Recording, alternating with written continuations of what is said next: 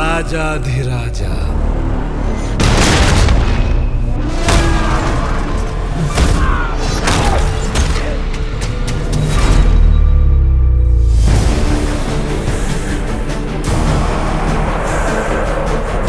ದೇವಲೋಕ, ಭೂಲೋಕ, ಪಾತಾಳಲೋಕ, ಮೂರು ಲೋಕಗಳಲ್ಲೂ ಇನ್ನು ನನ್ನದೇ ಸಾಮ್ರಾಜ್ಯ.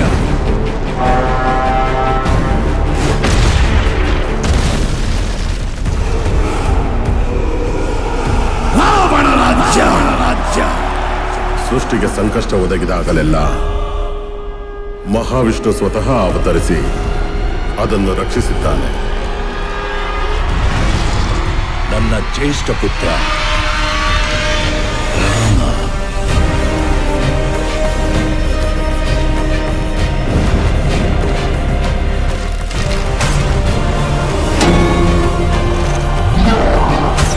ಲೋಕ ಕಲ್ಯಾಣಕ್ಕಾಗಿ ನನ್ನ ಅಂತ್ಯವೇ ಆದರೂ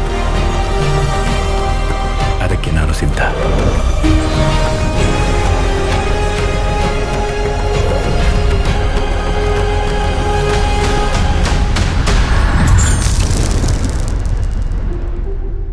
ನಾನು ನಿರ್ಧರಿಸಿ ಆಗಿದೆ.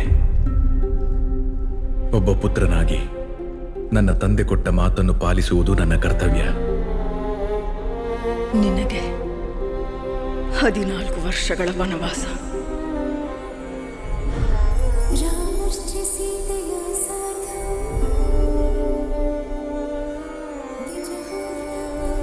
ವಿವಾಹದ ವೇಳೆಯಲ್ಲಿ ನೀವು ನನಗೆ ಕೊಟ್ಟ ಮಾತು ಮರೆತು ಬಿಟ್ಟಿರಾ? ನಮ್ಮಿಬ್ಬರ ವಿಧಿಯೂ ಒಂದೇ. ಆ ವಿಧಿ ಲಿಖಿತ ಏನೇ ಆಗಿರಲಿ ನನಗೆ ಸಮ್ಮತವೇ.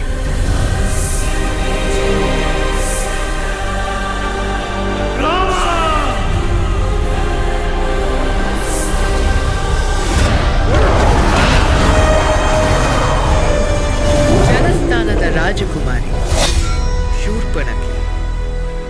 ಅವಳು ತಮ್ಮಲ್ಲಿ ಪರವಶಳಾಗಿದ್ದಾಳೆ. ನಿನ್ನ ಸೇಡು ತೀರಿಸಿಕೊಳ್ಳುವುದು ನಿಶ್ಚಿತ ಶೂರ್ಪಣಖಿ.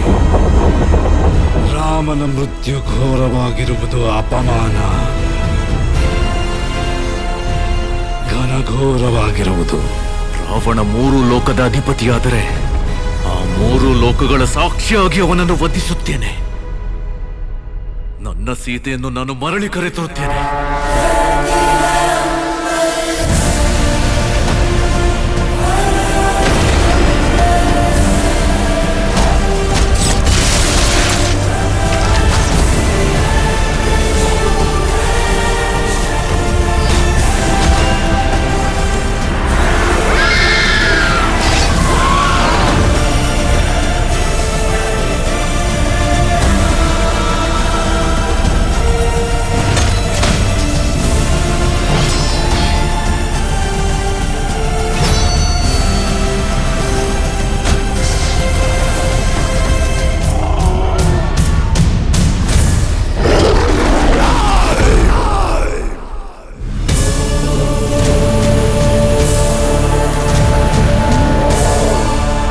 ಇದು ರಾಮನ ಯುಗದ ಆರಂಭ.